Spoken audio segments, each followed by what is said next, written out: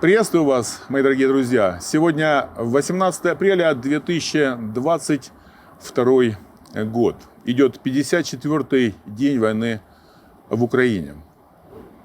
Каждый день наша украинская земля подвергается ракетным обстрелам. И погибают люди. Вот сегодня была сводка, что были атакованы города Львов, Харьков, Краматорск, пригороды Лисичанска.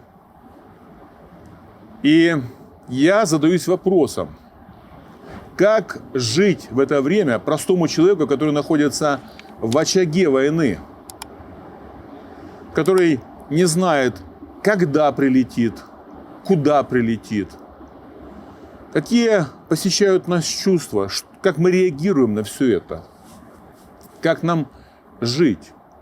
И, конечно, реакция может быть различной, но вот точно не равнодушие. Ну и, конечно же, всех нас посещает чувство страха, боязни. Мы боимся за жизнь своих детей, родных, за жизнь своей семьи переживаем. Нам страшно за свою собственную жизнь. И поэтому я подготовил сегодня такое послание, я бы назвал его «Бесстрашная жизнь» или «Жизнь без страха».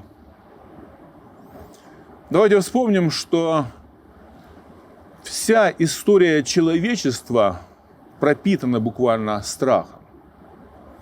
Люди на протяжении тысячи лет жили всегда в страхе. И все это берет начало в книге «Бытие», 3 глава. Давайте вспомним, как Адам и Ева прячутся в саду, в райском саду, между деревьев от Бога, когда они услышали голос Бога. И когда Бог взывает к Адаму: «Адам, где ты?» Он отвечает, что «я услышал голос и убоялся, мне стало страшно». Вот я эту картину вижу, как, знаете, некую забавную историю, потому что я не вижу Бога, который злится или гневается на Адама.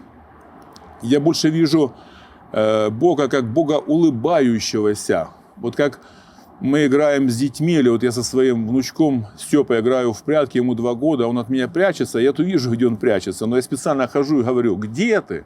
Где ты?» Вот мне кажется, вот такая была история с Адамом. Ну как можно от Бога спрятаться, да еще там между деревьев? Но вернемся к тому, что именно вот здесь появляется это чувство у Адама, эта эмоция, эти переживания. Он боится. Ева боится.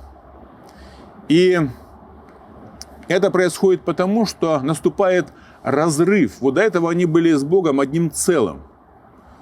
Была связь с Богом, духовная связь. И наступает в непослушании Адама, наступает разрыв отношений.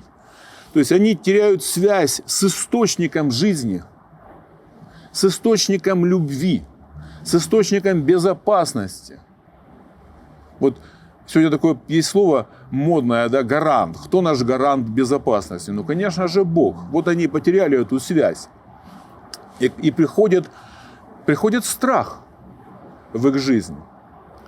Иисус Христос пришел на землю как Сын Божий для того, чтобы исправить эту ситуацию, чтобы восстановить отношения человека с Богом, чтобы мы имели такую возможность подключиться снова к источнику жизни. Читая Евангелие, мы с вами не один раз прочитаем слова «не бойся, не бойтесь». Вот вспомним пасхальные дни, когда Мария Магдалина и другая Мария рано поутру идут к гробу Господню. Они идут, потеряв всякую веру, что Иисус может воскреснуть. Они приготовились умощать мертвое тело Христа. И какие слова произносит ангел там, когда уже Иисус воскрес? Первое слово ангела – «не бойтесь». А какие слова произносит Иисус своим ученикам после своего воскресения? «Не бойтесь». И Иисус, взойдя на крест, применил самое сильное, самое мощное вселенское оружие, чтобы победить и зло, и смерть, этот разрыв с Богом. И это оружие, сверхмощное, Божье оружие, называется словом «любовь». Любовь невозможно победить. Он умер на кресте за каждого из нас, потому что Бог возлюбил нас.